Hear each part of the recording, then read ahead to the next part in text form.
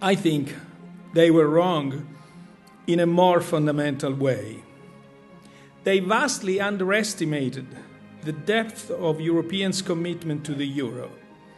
They mistook the euro for a fixed exchange rate regime, when in fact it is an irreversible single currency.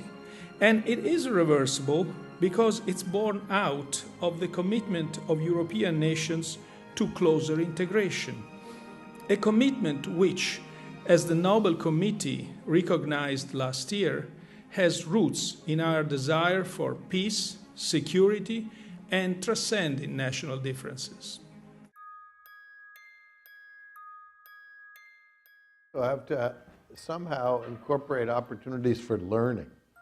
Yes. So, you know, the food plate is better than the food pyramid, but it's certainly not the ultimate answer to obesity. Are you comfortable with the interventions? Are you comfortable with the diffusion? What caveats do you have? Where is it working? Where is it not working? Well, I'm very comfortable with it. The interventions usually have the virtue that if they're not ideal, they're not really harmful. That's usually the virtue. And if they work, they can have a really big payoff. When I look at the region, I see some very fundamental shifts and changes that I think are likely to take the next generation to play out. You see Arab publics fundamentally questioning the form of governance. None of us sitting here, including me, could have told you 3 years ago that an Arab Spring is going to come, Egypt is going to be turned over, and all the rest of it. So we need to be very cautious and modest when we try to say what the future is holding for us.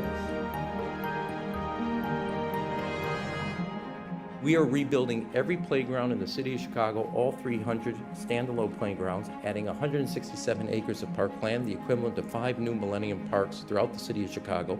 In 5 years' time in the city of Chicago, every child, regardless of where they live, regardless of what their income, regardless of what their race is, will live within a 10-minute walk of a new park in the city of Chicago.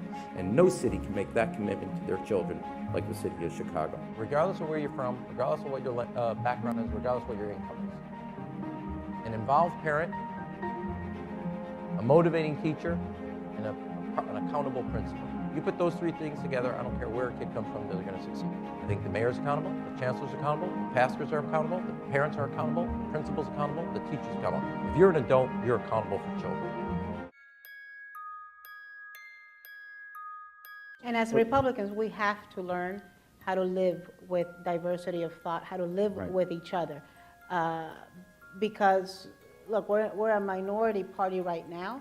If we split up, we're going to be 2 smaller minority parties.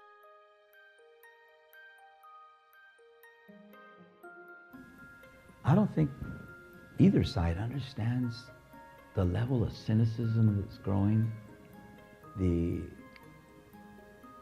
lack of participation that's resulting from that cynicism, this sense that government doesn't work, that's really kind of spreading throughout the country. For some strange reason, when you're coming from war, every time you say something, somebody will rephrase it to you as if to say, this is what you mean. Like, absolutely not. I meant what I just said, you know. So it's to actually listen to what people say, because people are saying things directly that they need. And also look at the grants, and also stop thinking about this idea that we're going to save people. Nobody's going to save anybody. You know, we have to put certain practical things in place if we're going to solve the problem, and stop being emotional about things so much. We need to do a lot of work on the ground. This whole thing, forgiveness. Everybody say, oh, let's forgive each other. Forgiveness is not possible if there are not certain practical things done to make that possible. I forgive you and my village is still burned down. I'm going to chase you when I see you down the street. If my village is being built up, I have something to live for. I have opportunities, I can do things, then I would forgive.